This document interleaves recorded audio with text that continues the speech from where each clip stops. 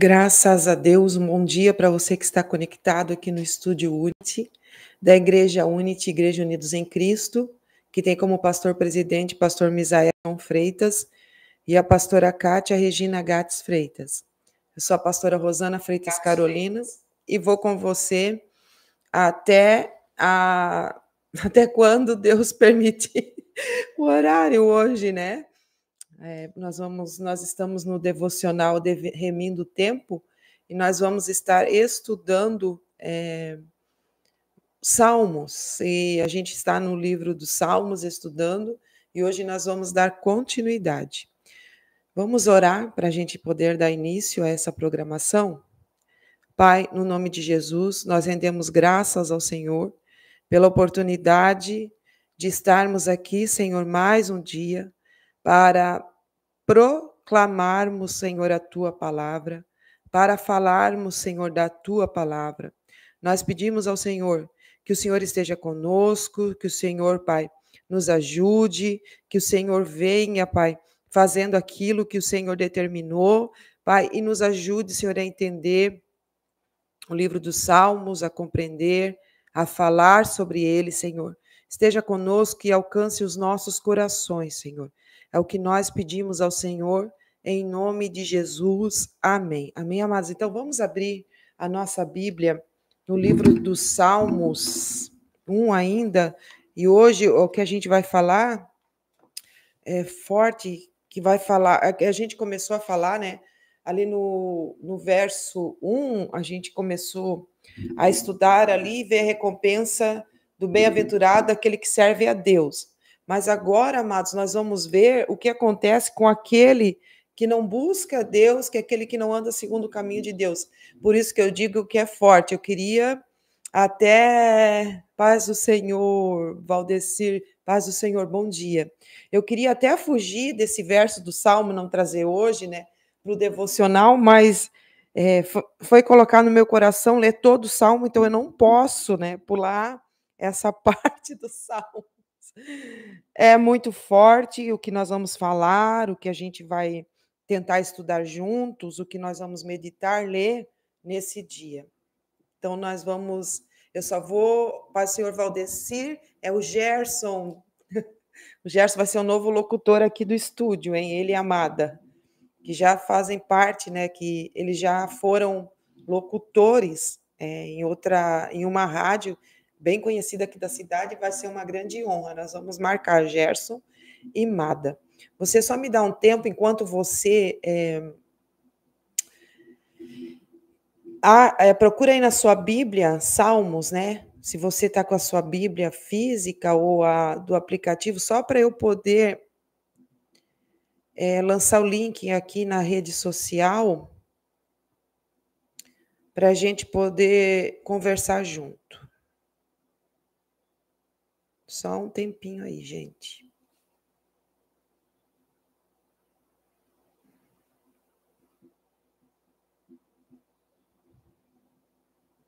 Aleluia, graças a Deus.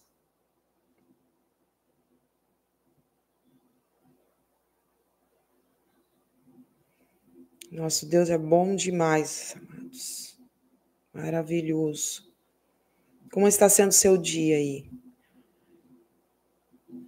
Um dia tão agradável hoje, né? Vamos lá. Só para que mais pessoas entrem aqui ou assistam depois.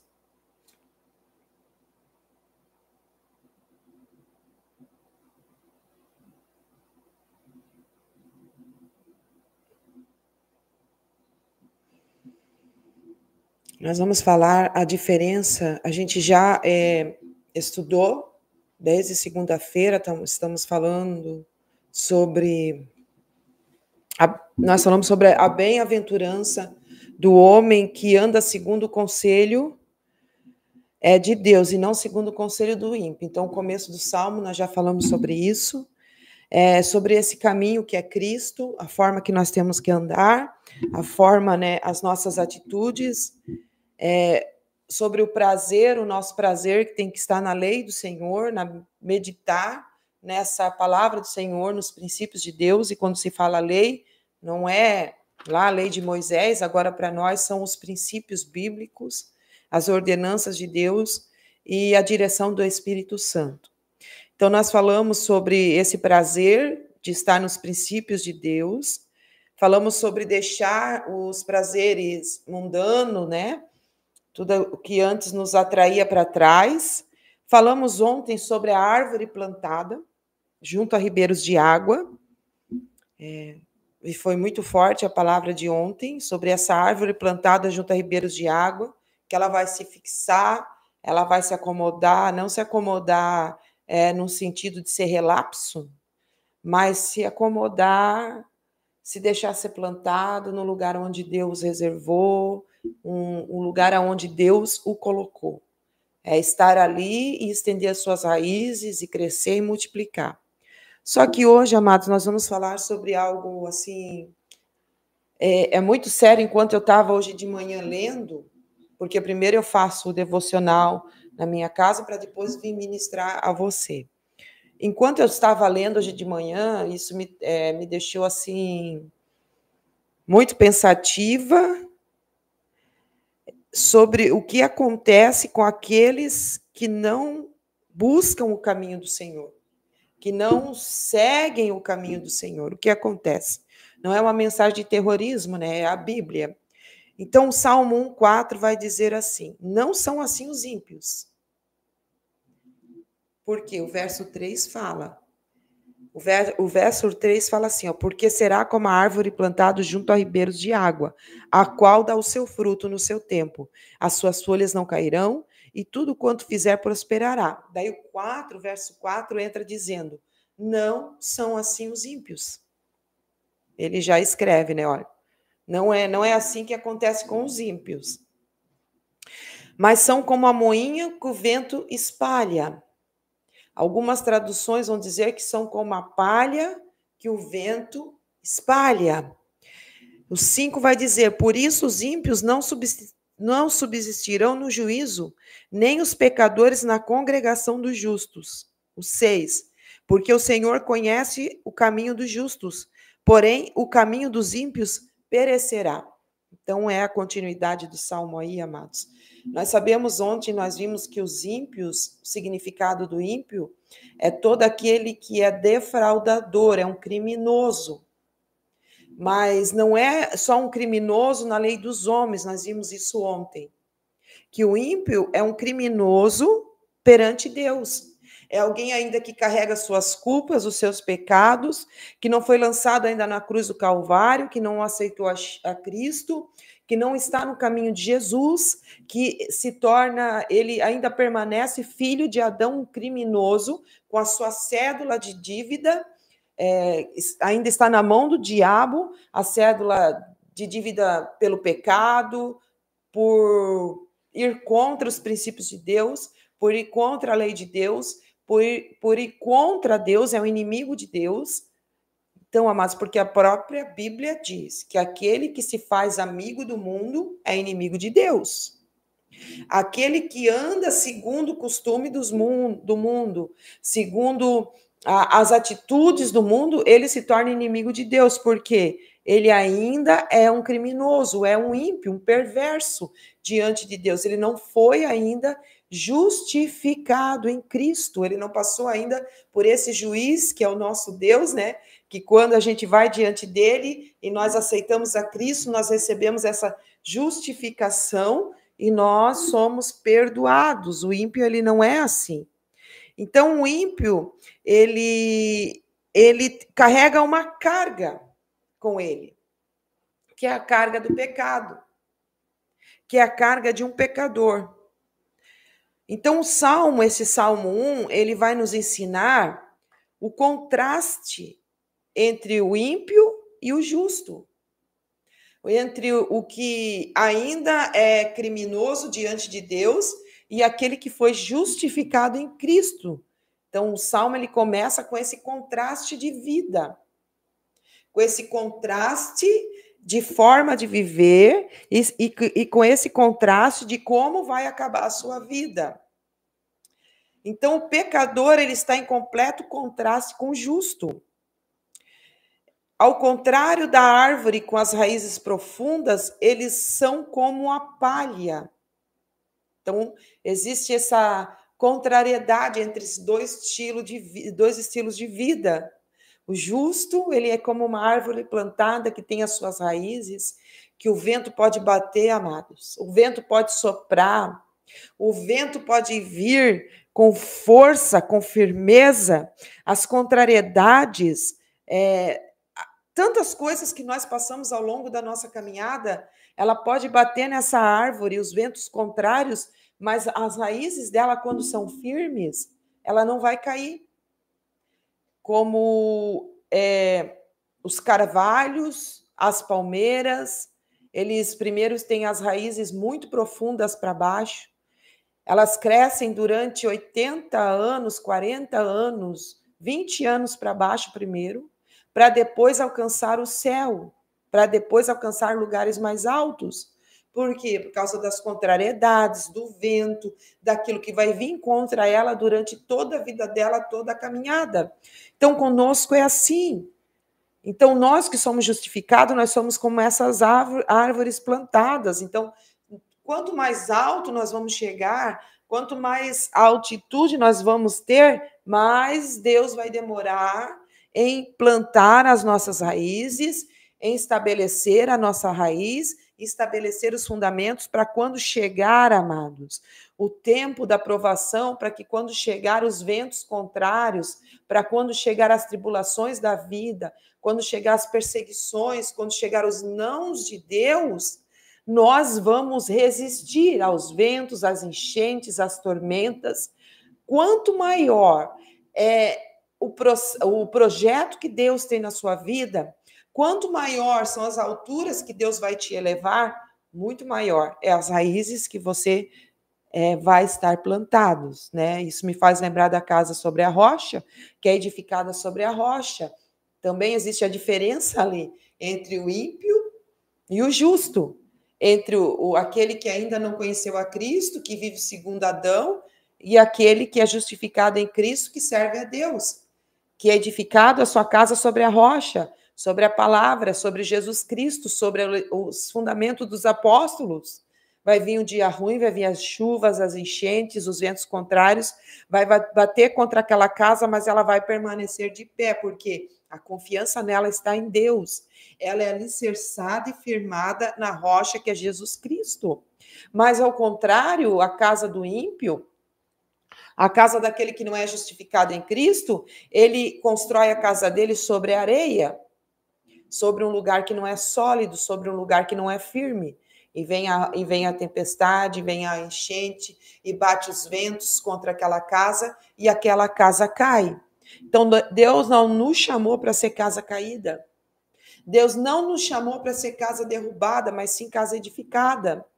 Deus não nos chamou, amados, como a palha. Deus nos chamou como árvores plantadas junto ao ribeiro, com as suas raízes profundas. Então, existe esse paralelo no Salmo. Ao contrário da árvore com raízes profundas, eles são como a moinha, a palha, que o vento espalha. Então, a palha, ela é leve, ela não tem raiz. Qualquer ventinho que dá, já espalha. Glória a Deus, Raquel Simões, seja muito bem-vinda. O Necão também está aí, Necão House Burger. Deus abençoe para todos aí da tua casa, Necão, casa firmado sobre a rocha. Então, amados, a palha, ela é espalhada. Esse contraste, né? A árvore arraizada, a palha é espalhada. Já viu que a vida do crente, o crente ele passa por tantas coisas durante a sua jornada, mas ele permanece firme, inabalável. O vento vem, a contrariedade vem, as coisas sopram, mas ele permanece inabalável, porque ele é plantado. Paz do Senhor, Cris, Deus abençoe. A árvore, então esse contraste entre o justo e o ímpio. A árvore plantada junto a ribeiros de águas, que as suas raízes são profundas, e o ímpio, aquele que ainda não é justificado em Cristo, que ele é considerado como palha, que qualquer vento leva. Qualquer luta já sai voando.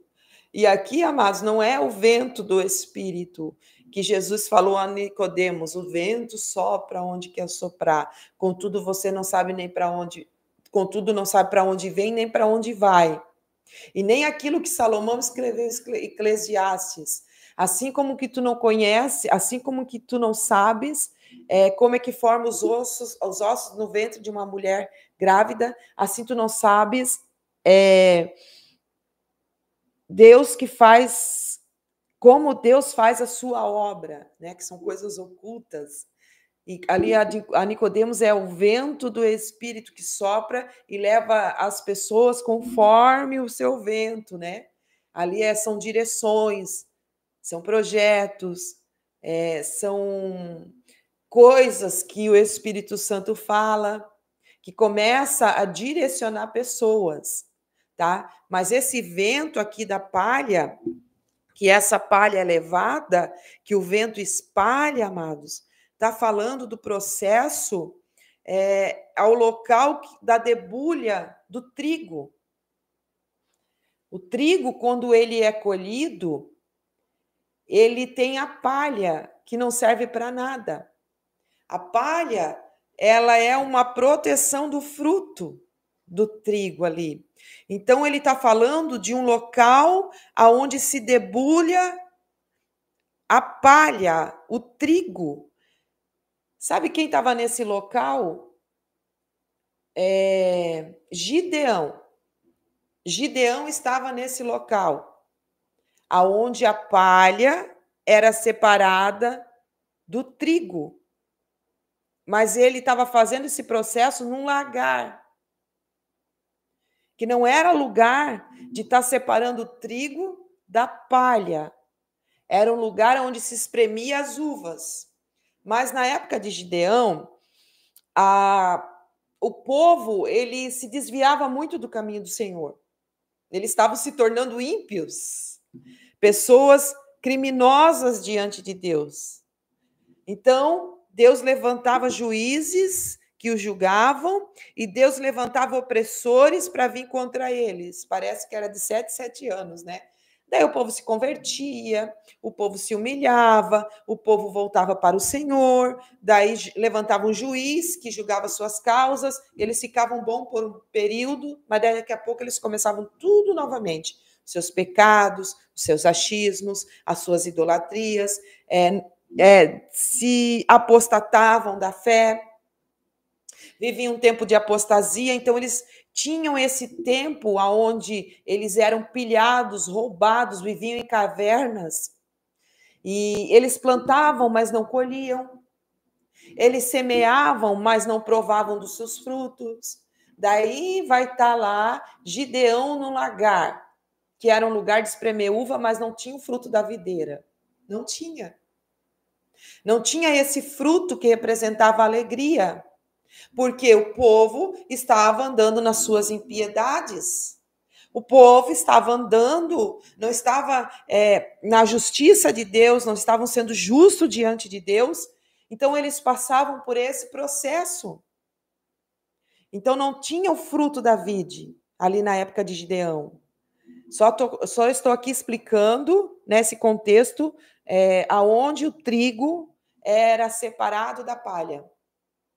Então, como não tinha o fruto da vide, e como nesse lugar o lagar era um buraco cravado na pedra que se transformava numa caverna, Gideão estava ali escondido naquele buraco da pedra para os filisteus não enxergar que ele tinha um pouco de trigo na mão. Porque se eles enxergassem que ele estava com um pouco de trigo na mão, eles vinham e pilhavam e roubavam o fruto dele, roubava aquele trigo. Então, ele tinha que fazer esse processo de separar o trigo da palha escondido. Então, ele estava ali escondido quando Deus o chama, né? Separando o trigo da palha, que é esse lugar onde bate, esse lugar que ele teria que bater o trigo na palha, o trigo para poder separar a pedra. Então, é o local da debulha. Quando o salmista escreveu isso aqui sobre a palha que o vento carrega, ele está falando desse local da debulha do trigo, debulhar o trigo, bater o trigo. Então, amados, quando os crentes passam por esse processo de serem debulhados, todos nós vamos passar pelo processo de ser batidos, debulhados. Mas nós somos trigos, não somos joio.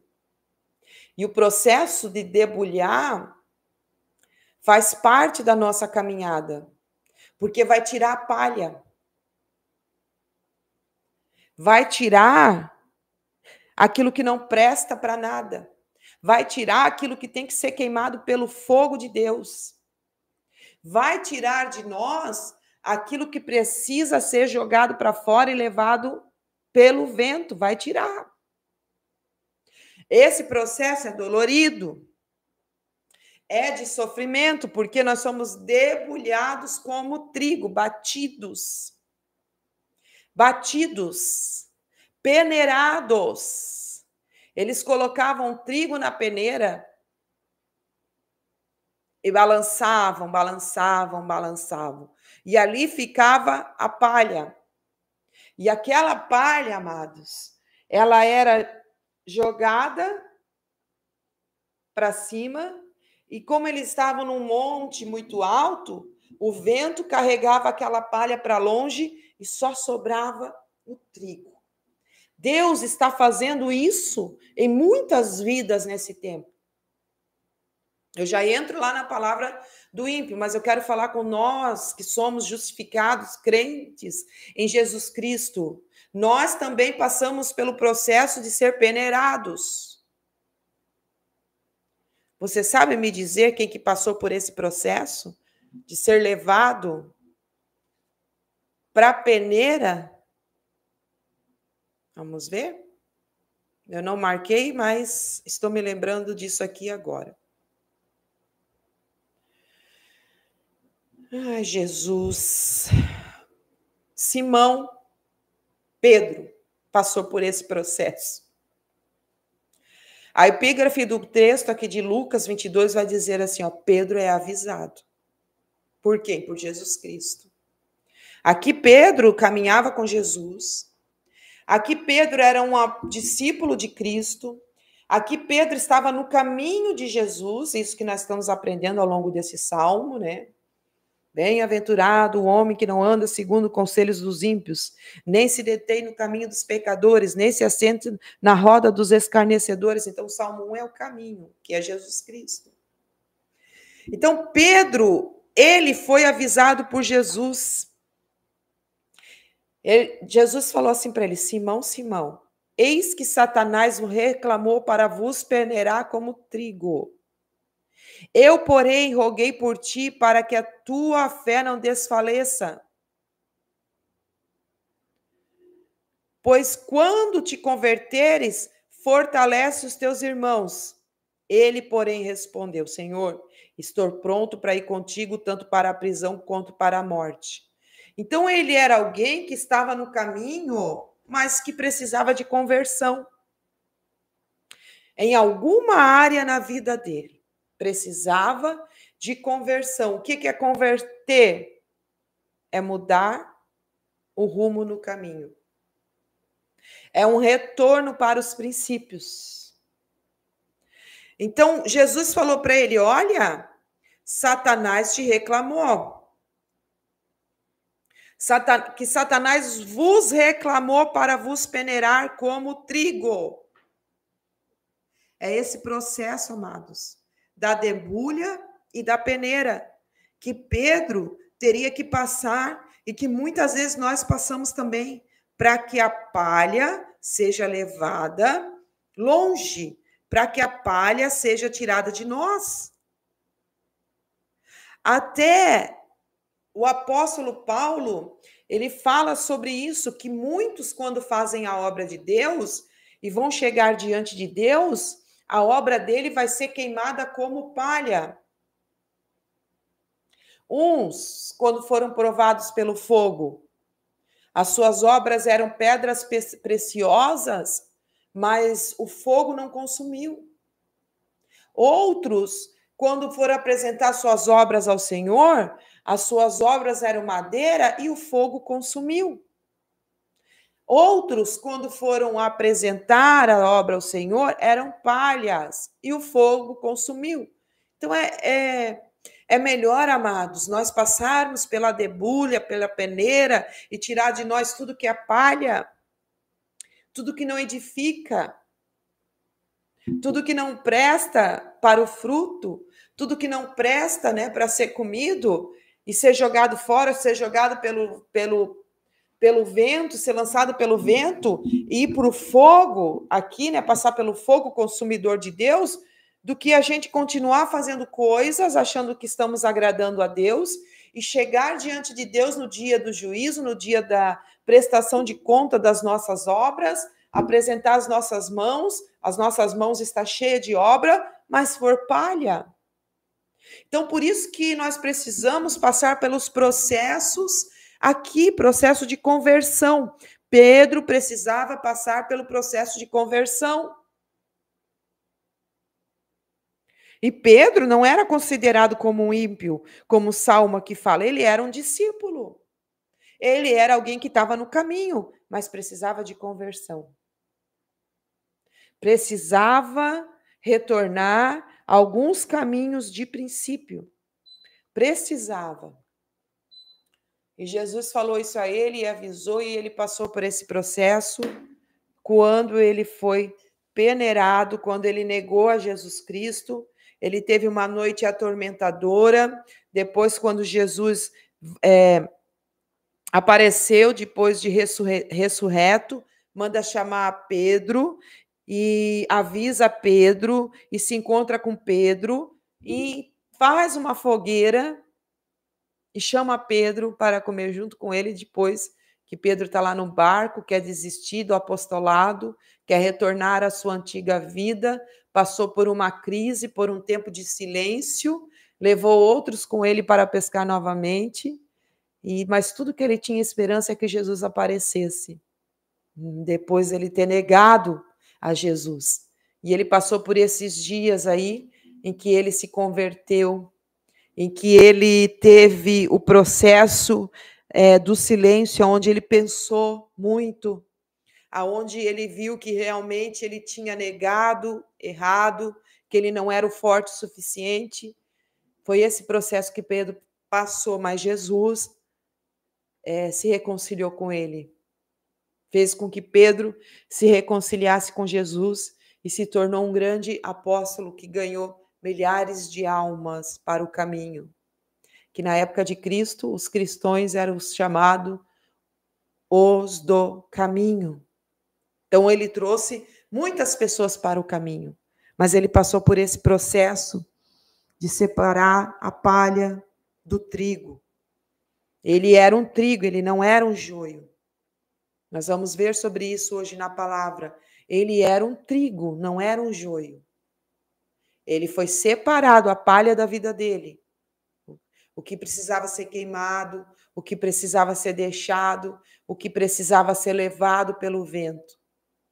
Nós estamos vivendo dias que Deus está levando coisas da nossa vida, que precisam ser levadas, que precisam ser deixadas, que precisam, amados, ser peneiradas, que precisam entrar na debulha. Nós estamos sendo batidos. Cada um na sua área, mas nós estamos sendo batidos. Esse local da debulha ficava geralmente no topo de uma colina ou num lugar alto onde o vento soprava mais forte. Gente, então o trigo era levado nesse lugar propositalmente, aonde o vento é mais forte. Aonde o vento sopra mais forte. Você está sendo levado a um lugar aonde o vento está soprando mais forte. Mas fique tranquilo, porque você está na mão de Deus. Você está na mão do teu Criador. Você está na mão do teu Redentor. Você está na mão do oleiro. Você está na mão daquele que sabe separar o trigo da palha. Fica tranquilo, trigo, que você não vai ser levado pelo vento. O vento está soprando. Enfurecedor, agitador e com força, mas está levando as palhas, está levando os excessos, está levando aquilo que não é necessário para a sua caminhada. O vento está soprando. Fique tranquilo, que você está na mão de Jeová. É o processo. Nós precisamos passar pelo processo. O processo é dolorido, mas vale a pena. Porque o que vai restar depois do processo é um fruto lindo, um fruto digno de arrependimento. É um fruto que vai alcançar e alimentar mais pessoas. Então, permaneça no processo. Não saia da mão de Deus. Não saia da mão do teu Redentor e do teu Criador. Então, o trigo e a palha juntos eram jogados para cima com paz. Tinha a peneira, que fazia a separação ali, né?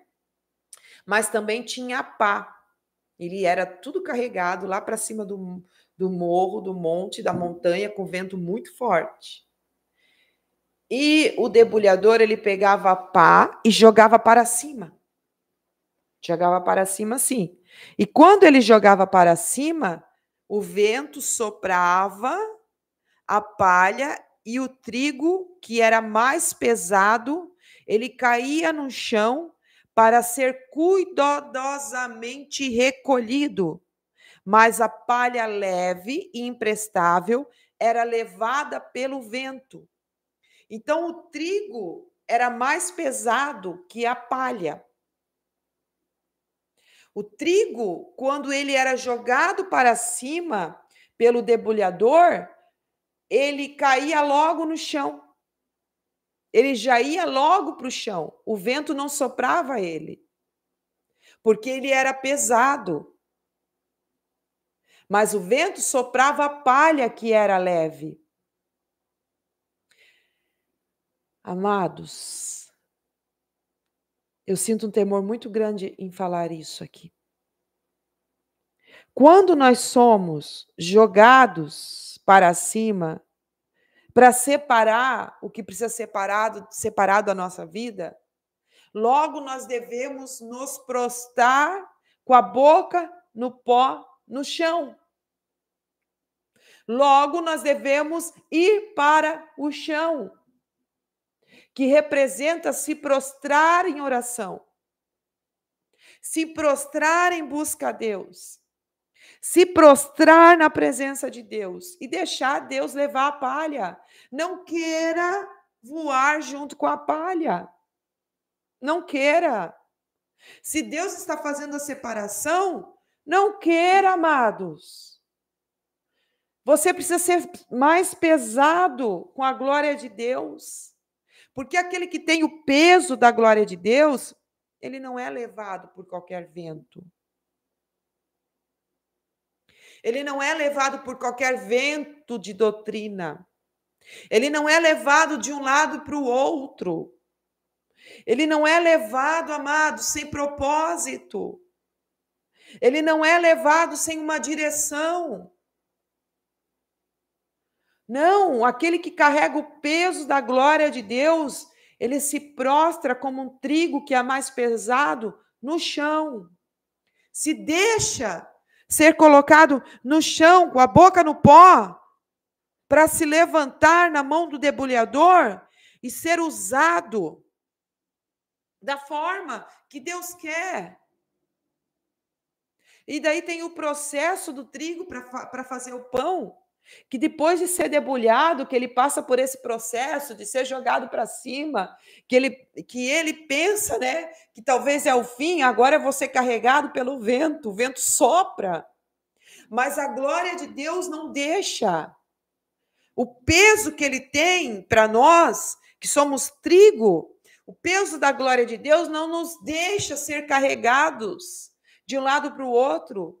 E depois tem o processo que ele vai ser amassado para se transformar num pão, que ele vai ser batido, que vai ser derramado água sobre a vida dele, para a água do Espírito, sal, que é o tempero para esse mundo.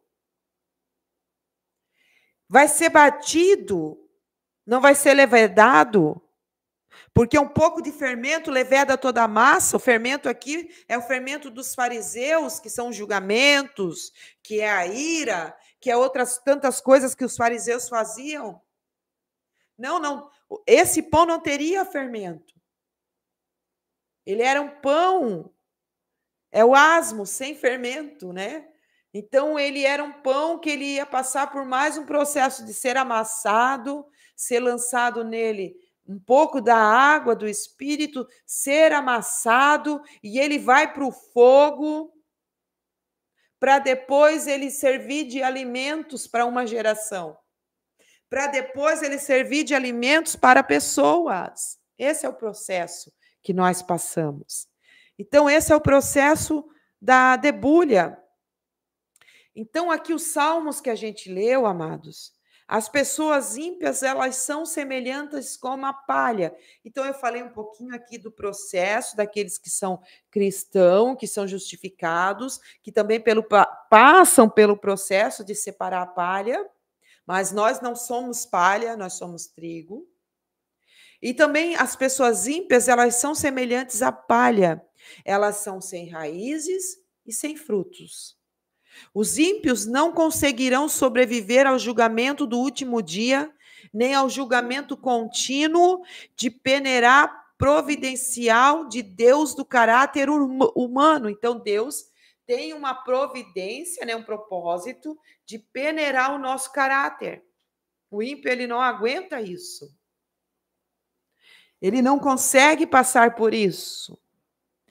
Eles não resistirão aos pecadores na congregação dos justos. Esses pecadores são persistentes e habituais, como no versículo 1. A congregação do justo é ideal bíblico para a verdadeira comunidade da fé. O propósito dos julgamentos atuais de Deus, bem como do seu julgamento final do porvir. Então, amados, ontem eu falei por aqui que o joio, ele não é plantado na igreja. Muitos dizem, deixa o joio no meio da igreja, né? Deixa o joio no meio da igreja. Deixa o joio no meio da comunidade, porque Deus vai tirar o joio no último dia. Não. O joio são os ímpios. Aqueles que não servem a Deus, aqueles que não andam segundo o conselho de Deus, aqueles que não andam segundo no caminho de Deus, mas são aqueles que andam segundo o caminho dos ímpios. O conselho dos ímpios são aqueles que se detêm no caminho dos pecadores e aqueles que se assentam na roda dos escarnecedores. Então, nós vamos ver em Mateus 13, 24, eu quero ler para você, que fala sobre isso, sobre o joio. Então, o joio não é alguém da igreja. Mateus 13, 24 e 30, a parábola do joio. O reino dos céus é semelhante ao homem que semeia boa semente no seu campo. Mas, dormindo os homens, veio seu inimigo, semeou joio no meio do trigo e retirou-se. E quando a erva cresceu e frutificou, apareceu também o joio. E os servos do pai de família, indo ter com ele, disseram-lhe: Senhor, não semeaste tu no teu campo boa semente? Por que tem então joio? E ele lhes disse: Um homem inimigo é quem fez isso. E os servos lhe disseram: Queres, pois, que vamos arrancá-lo? Ele, porém, lhe disse: Não, para que ao colher o joio não arranques com ele também o trigo. deixai crescer ambos, juntos até a ceifa. Então, por ocasião da ceifa, direis aos ceifeiros: colhei primeiro o joio e altai em molho para queimar, mas o trigo ajuntai no meu celeiro. Então, agora nós vamos ver a explicação da parábola do joio. Então, tendo despedido a multidão, foi Jesus para casa, e chegando ao pé dele, os seus discípulos, dizendo: explica-nos a parábola do joio no campo. E ele, respondendo, disse-lhe: o que semeia boa semente é o filho do homem. O campo é o mundo. Então, o campo não é a igreja, o campo é o mundo. E a boa semente são os filhos do reino. O joio são os filhos do maligno. Então, o trigo é o filho do reino e o joio é o filho do maligno. Então, Deus, ele não dorme nem dormita, aquele é o lavrador dessa boa lavoura. A gente falou ontem aqui. Então, ele não dorme nem dormita. Então, não tem como o maligno vir. Ele até pode vir, né, na comunidade, na igreja, e tentar semear o joio.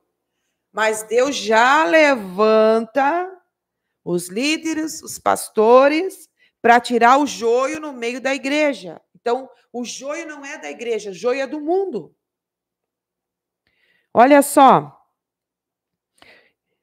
O campo é o mundo e a boa semente são os filhos do reino, o joio são os filhos do maligno. Nós não somos filhos do maligno. Na igreja não tem filhos do maligno, não pode ter filhos dos malignos. Se tiver, serão tirados para fora. Como aqui a gente viu aqui, ó, Salmo 1, deixa só eu parafrasear aqui para você. Salmo 1 vai dizer assim, ó: por isso os ímpios não subsistirão no juízo, e nem os pecadores na congregação dos justos. O joio, ele é separado da congregação do justo, ele é retirado. Salmo 1, verso 4 diz isso. E isso se compara ao que Jesus falou aqui na parábola, explicando a parábola do joio. O inimigo que o semeou é o diabo. Então, o diabo ele sempre vai tentar semear, mas Deus sempre vai estar atento para retirar. O inimigo que semeou é o diabo, e a ceifa é o fim do mundo. E os ceifeiros são os anjos. Então, quando ele diz que deixai para ceifar todos juntos, ele não está dizendo para deixar o joio no meio da igreja para o dia do arrebatamento, para o dia de encontro com Cristo. Não, ele está falando do dia em que Deus vai julgar o justificado e o ímpio, que vai ser ceifado no mundo. Aqueles que servem a Deus e aqueles que são filhos do maligno. Assim o joio é colhido e queimado no fogo. Assim será na consumação desse mundo. Mandará o Filho do Homem os seus anjos, e eles colherão no seu reino tudo, e eles recolherão do seu reino tudo que causa escândalo, e os que cometem iniquidade. Então, aqui também fala também daqueles que dizem que serviram ao Senhor, mas não serviram, que causaram escândalo no reino de Deus e que cometeram iniquidade. É aqueles, amados, que sabem o que é pecado, mas permanecem na prática do pecado. São engordados pelo pecado, são consumidos pelo pecado. E lançarão na fornalha de fogo, ali haverá pranto e ranger de dente. Então os justos resplandecerão como o sol no seu reino do seu Pai. Então quem tem ouvido para ouvir, ouça. É muito forte, são coisas que, né, a gente não gostaria de falar, mas eu me propus a ler o Salmo 1 e eu não posso deixar de ler o que a Bíblia diz. Então, os ímpios são como a moinha que o vento espalha. Por isso, os ímpios não subsistirão no juízo, nem os pecadores na congregação dos justos serão separados. O joio do trigo. A palha do trigo, porque o Senhor conhece o caminho dos justos, porém o caminho dos ímpios perecerá. Então, amados, essa é a explicação da parábola do joio. Então, o resumo do contraste entre o justo e o ímpio no Salmo 1 pode ser observado no seu último versículo. A primeira parte do versículo 6, porque o Senhor conhece o caminho dos justos, resume o versículo 1 ao 3 que a gente já leu aqui, em outras programações. Bem-aventurado o homem que não anda segundo o conselho dos ímpios, nem se detém no caminho dos pecadores, nem se assenta na roda dos escarnecedores. Antes o seu prazer está na lei do Senhor, e na sua lei medita de dia e noite. Pois será como árvore plantada junto a ribeiros de água, a qual dá o seu fruto no seu tempo, a qual suas folhas não cairão, e tudo quando fizer prosperará. Então, amados, e a segunda parte resume o versículo 4 e 5. O Senhor conhece, não no sentido abstrato de estar ciente ou informado, mas no sentido concreto de pessoal, de cuidar.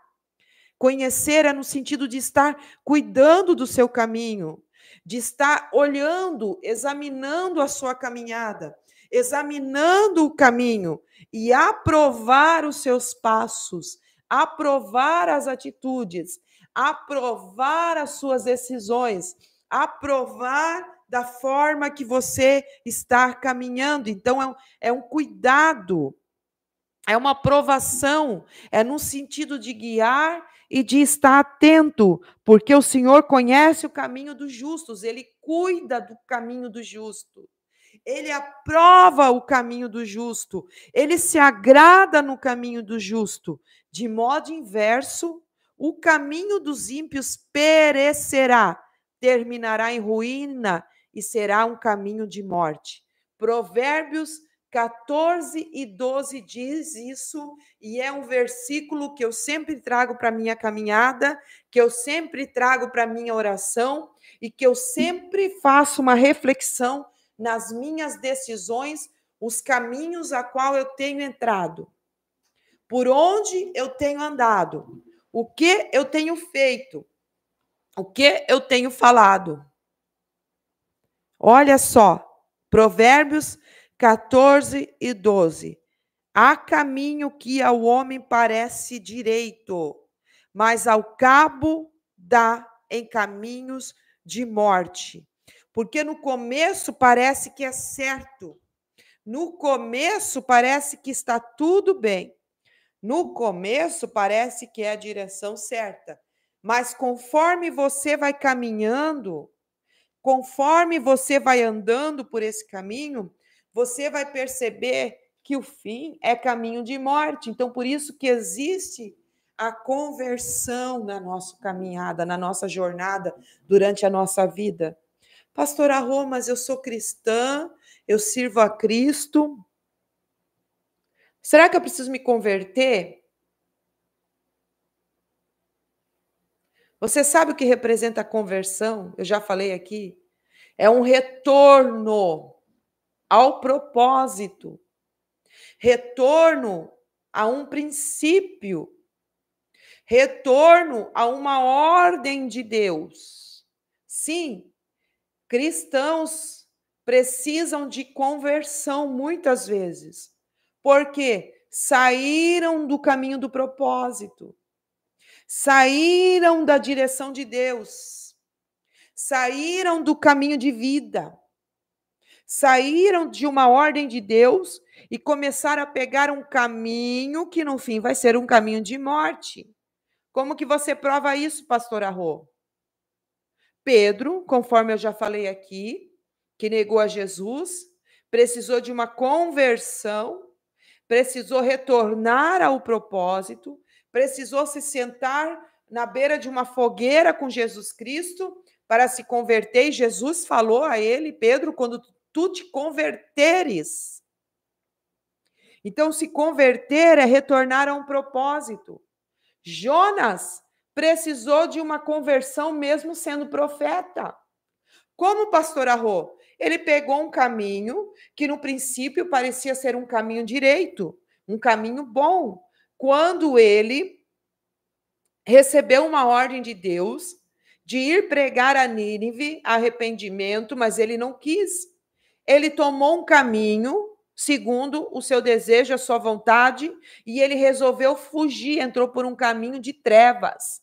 Porque o caminho de trevas que nos conduz à morte, amados, no princípio, ele vai ter uma iluminação. No princípio, ele vai estar claro, no princípio, ele vai ser bom. Mas, de repente, no meio desse caminho, para a nossa conversão, para o retorno ao propósito, começa a soprar alguns ventos, começa a soprar algumas tempestades, as trevas vêm no meio desse caminho e nós não conseguimos enxergar nada adiante. Nós nos tornamos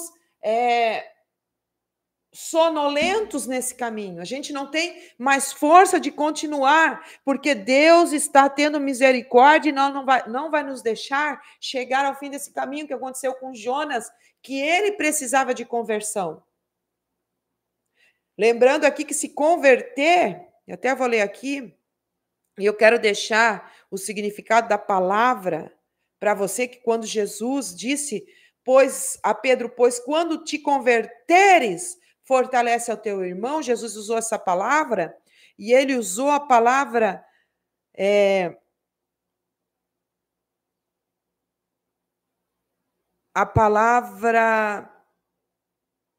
epistrefo.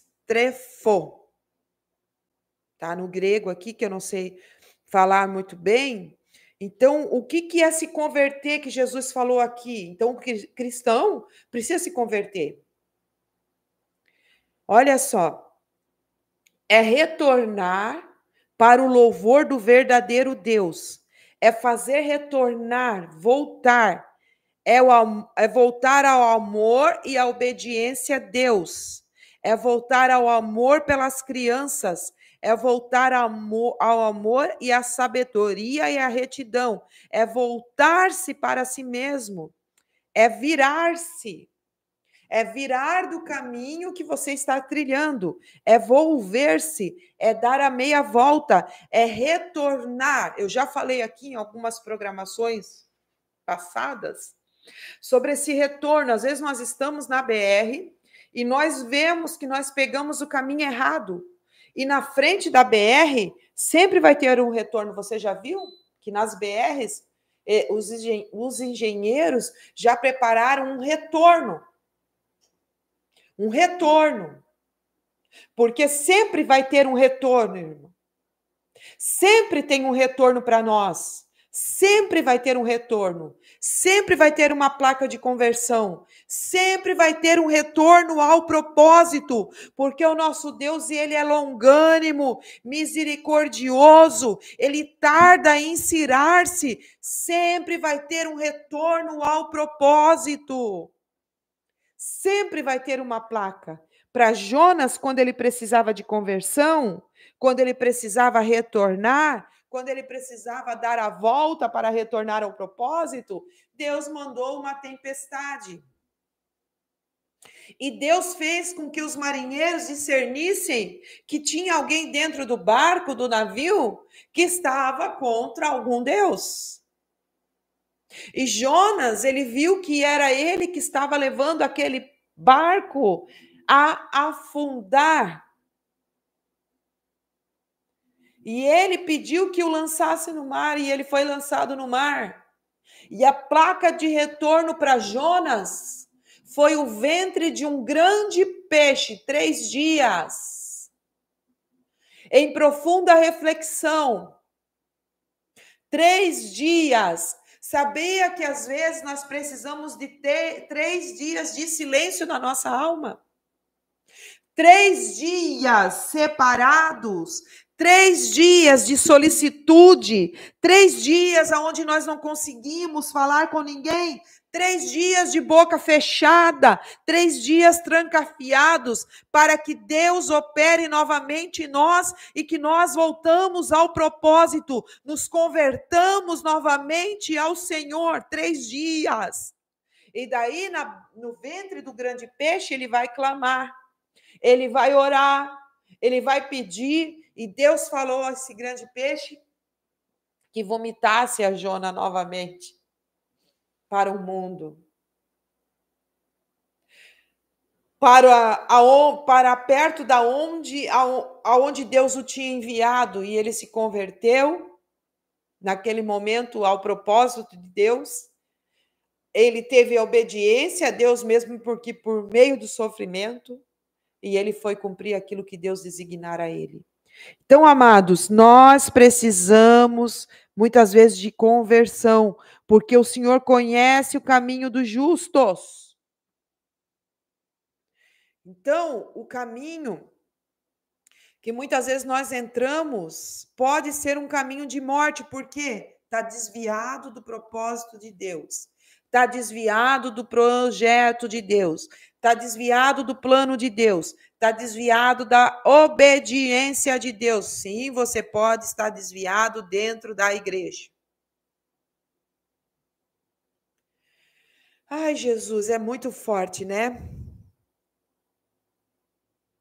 Aqui eu já falei que os justos são comparados a uma árvore frutífera, que os ímpios, o julgamento de Deus cai sobre eles,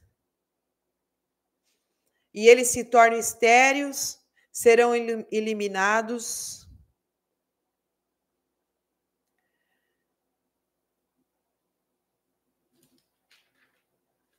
E já falei sobre as eiras em lugares altos, onde o grão era trilhado e lançado ao vento.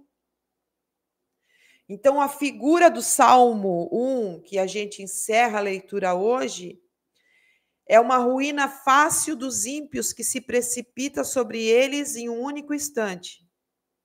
Eles não podem evitar as lufadas de ar, nem pode resistir diante de Deus, como palhas são sopradas para longe. As lufadas de ar, né? Esses ventos, eles não conseguem suportar esses ventos. Salmo 35, 4, 5, vai falar aqui também de uma oração, e eu não quero entrar na profundidade, só quero ler ele para você, porque a gente vai ler ele lá na frente, porque a gente vai ler todos os salmos. Fala assim, ó, serão confundidos e cobertos de vexame o que buscam tirar-me a minha vida. Retrocedam e sejam envergonhados os que tramam contra mim. Sejam como palhas ao léu do vento, impelindo-os o anjo do Senhor. Então, aqueles que se levantavam contra o salmista, Deus os defendia. Fazia como? Soprava eles para longe. Soprava eles para longe do salmista. Aqueles que tentavam contra a vida deles, aqueles que maquinavam mal, aqueles que eram inimigo deles, aqueles que tinham projetos malignos contra eles. É forte, né, Cris? A Cris botou o chorinho ali. É forte isso que eu estou falando.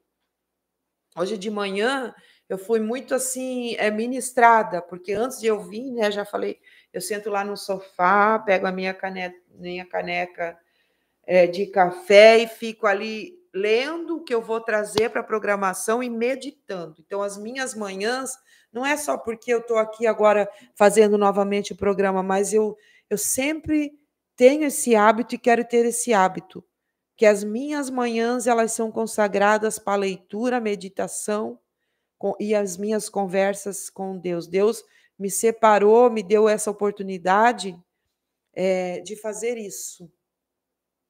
Então, a gente medita e Deus vai falando. Então, o Salmo 35, o salmista ele vai dizer que aqueles que se levantam contra ele, amados, não se levante contra quem tem propósito. Não se levante contra quem é uma pessoa de oração. Não se levante contra um líder, contra um pastor, contra um dirigente de uma igreja. Não se levante. É um conselho no devocional, não se levante. Porque você vai ser confundido. vai ser coberto de vexame. Todos aqueles que querem tirar a vida de quem tem propósito. E tirar a vida não é só com uma arma.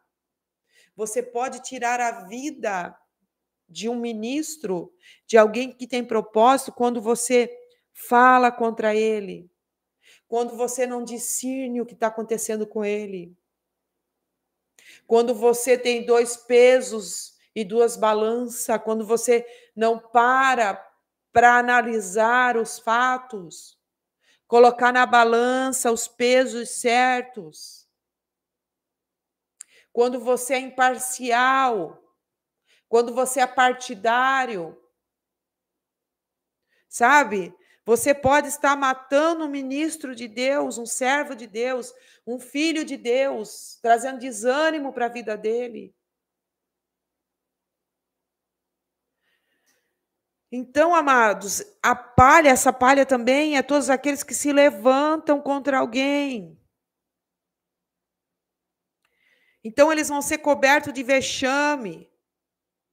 Eles vão retroceder, eles vão ser envergonhados. Todos os que tramam, eles serão como palha ao léu no vento, impelindo os anjos do Senhor. Pega isso aqui, essa revelação. Os anjos do Senhor acampam-se em volta daqueles que temem ao Senhor. Tem anjos acampados em volta da nossa vida, em volta da sua vida. Não são os anjos espíritos ministradores enviados em favor daqueles que hão de... Eu esqueci como é o final do versículo. Que adoram a Deus, não são os anjos espíritos ministradores enviados em favor de todos aqueles que hão de herdar a salvação? Espíritos ministradores, então nós temos espíritos ministradores em volta da nossa vida, que são os anjos, que se acampam. E se alguém vem, amados, contra a tua vida, para te resistir, para tramar contra ti, esses próprios anjos vão soprar essa pessoa para longe de você. Essa pessoa não vai conseguir chegar perto. Às vezes você olha e pensa, mas por que aconteceu isso? Por que aquela pessoa não consegue chegar perto? Porque muitas vezes ela tem planos traiçoeiros contra você. É o que a palavra diz. Então, o anjo é personificação dos vendavais, que empurra diante de si todos os obstáculos e avassala até os exércitos inteiros em lugares perigosos. No Antigo Testamento, os anjos que acampavam em volta ao redor do trono de Deus, eles desbaratavam exércitos para proteger o povo de Deus. Então, cuidado com quem que você está mexendo. Cuidado com quem nós estamos, muitas vezes, amados, mexendo. Porque todos aqueles que servem ao Senhor, que hão de herdar a salvação, eles têm anjos em volta da vida deles, os anjos acampam-se ao redor. E eles batalham, eles guerreiam em favor da sua vida. Eles guerreiam em favor da sua vida, saiba disso. Você não está desprotegido, você não está sozinho nessa batalha. Tem anjos guerreando, protegendo a sua vida, protegendo o propósito, Eu não estou aqui idolatrando o anjo, tá? Não estou aqui idolatrando o anjo, mas eles existem. Eles existem. No começo da minha caminhada, acho que eu tinha 2 meses de fé. Eu estava trabalhando e senti fortemente que eu tinha que ir para casa orar. Eu fui correndo do meu trabalho até na minha casa e fui orar. Bem no comecinho. Eu não conhecia nada de Bíblia, não sabia nada, amados. Daí Deus me deu uma visão, eu vi 2 anjos acampados na porta da minha casa. Eu tive essa visão. Então eu creio no que a palavra diz, que os anjos estão em volta da nossa vida, está em volta da sua vida. E daí as pessoas tentam vir, mas existe uma guerra, existe uma batalha, às vezes espiritual, que você não está enxergando, mas você está debaixo do cuidado de Deus, da proteção de Deus. Isso aconteceu lá no Velho Testamento. Em 2 Reis 19:35, então naquela mesma noite, saiu o anjo do Senhor e feriu no arraial dos assírios 185.000. E quando se levantaram os restantes pelas manhãs, eis que todos estes eram cadáveres. Então, amados, existem os anjos ministradores. Lembra quando Eliseu estava numa guerra, e daí o moço dele estava atormentado. Daí Eliseu pediu para que abrisse os olhos do moço dele para enxergar o que estava acontecendo no mundo espiritual. E os olhos do moço se abriram. E ele viu que ao redor daquele monte tinha carros de fogo. Eu vou ler aqui. Os nossos olhos não precisam se abrir. Nós precisamos confiar que Deus está guardando a nossa vida e que Deus vai soprar para longe de nós as palhas, que também representam aqueles que tramam, aqueles que intentam, aqueles que tramam contra o seu casamento, aqueles que tramam contra a sua casa, aqueles que tramam contra a sua empresa, aqueles que tramam contra a igreja. Deus vai soprar para longe. Eu não gosto de ministrar essas palavras assim, amados. Parece que a gente ministra vingança, mas não é vingança. A própria Bíblia diz sobre a vingança: não vos vingueis, diz o Senhor. A mim pertence a vingança, diz o Senhor. O próprio Deus, Ele vai proteger os seus filhos. Eu não gosto de ministrar vingança. Não estou falando sobre vingança, né? Que tudo a gente vai se vingar. Não, mas eu estou ministrando o cuidado de Deus. E é uma palavra de alerta. Você não é só essa pessoa que eu vejo caminhar. Ao redor da tua vida tem proteção. Ao redor da tua vida tem o cuidado de Deus. Ao redor da tua vida, você está num esconderijo, num refúgio espiritualmente. Então você não é só essa pessoa que eu vejo. Você está guardada debaixo da sombra do Altíssimo, você está guardada debaixo das asas do Senhor, você está no refúgio de Deus, você tem uma muralha de fogo em volta da sua vida, você tem anjos, espíritos ministradores enviados a todos aqueles que hão de herdar a salvação em volta da sua vida. Ai de mim se eu tentar tocar em você, fazer alguma coisa contra você, estender a minha mão contra você. Vocês estão entendendo que você não é só um corpo que anda nessa terra? Aqueles que servem a Deus carregam algo especial. Carregam uma proteção. Se até os ossos, amados, se até os ossos de quem já faleceu, Deus guarda. Se até o osso tem poder, ainda ali carrega um poder de ressurreição, que os ossos, o pó, eles vão passar pela transformação, pela glorificação do osso, do pó. Se até o osso tem a primazia, eles serão ressurretos, irão antes da igreja que será arrebatada. Um osso de alguém que já morreu, que foi enterrado, que foi lançado lá numa cova. Como Eliseu, quando morreu, foi enterrado e a cova dele estava lá, ele só tinha o osso, mas estavam levando um morto para ser enterrado. Estavam levando um morto para dentro do cemitério e veio bandidos, veio salteadores e saíram correndo atrás daqueles que iam enterrar um homem naquele dia, e eles pegaram aquele corpo com medo dos bandidos, dos salteadores, e jogaram dentro da cova de Eliseu. E a Bíblia diz que o osso de Eliseu ressuscitou aquele morto, aleluia! Se até o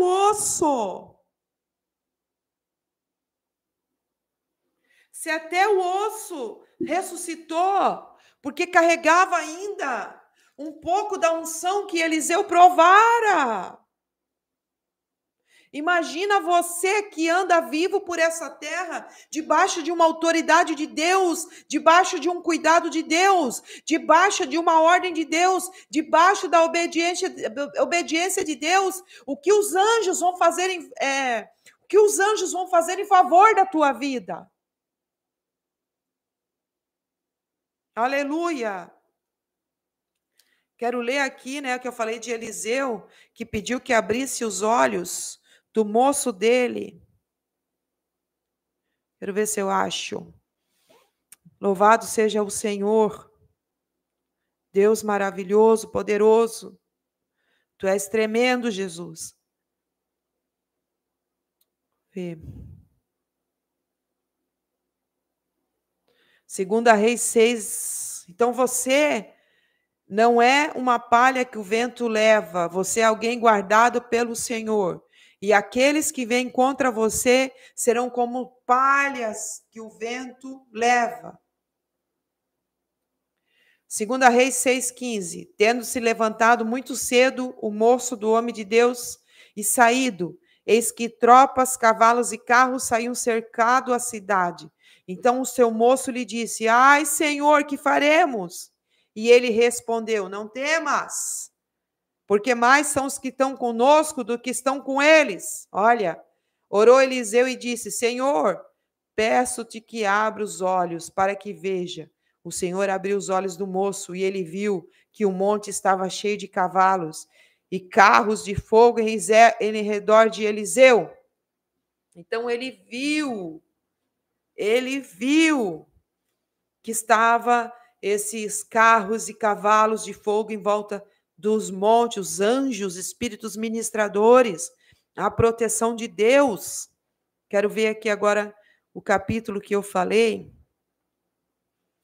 sobre esses ossos de Eliseu.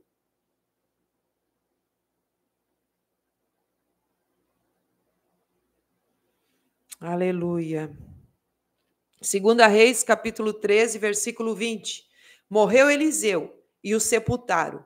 Ora, bando dos moabitas costumava invadir a terra à entrada do ano. Sucedeu que, enquanto alguns enterravam um homem, eis que viram um bando, então lançaram um homem na sepultura de Eliseu. E logo que o cadáver tocou os ossos de Eliseu, reviveu o homem e se levantou sobre os pés. Meu Deus, foi ressuscitado. Porque tocou no osso de um profeta. Porque tocou no osso de alguém que serviu ao Senhor. Porque tocou nos ossos de alguém. Porque tocou nos ossos de alguém que buscava ao Senhor. Aleluia! Então nós não somos qualquer um. Nós somos pessoas que andamos no conselho do Senhor. Nós somos pessoas que não nos detemos no caminho dos pecadores e nem se assentamos na roda dos escarnecedores, mas a nosso prazer está na lei do Senhor, e nós somos como árvores plantadas junto a ribeiros de água, e nós não somos ímpios que somos levados como palha por qualquer vento, nós não somos ímpios que não ficamos junto com justos, e também nós somos pessoas que o Senhor se agrada do nosso caminho, e nós não vamos perecer. Então, esse é a finalização do Salmo 1. Amém? Conseguimos finalizar o Salmo 1 em 3 dias. Então, vamos orar ao Senhor, amados. Pai, no nome de Jesus, nós damos graças ao Senhor pelos teus feitos.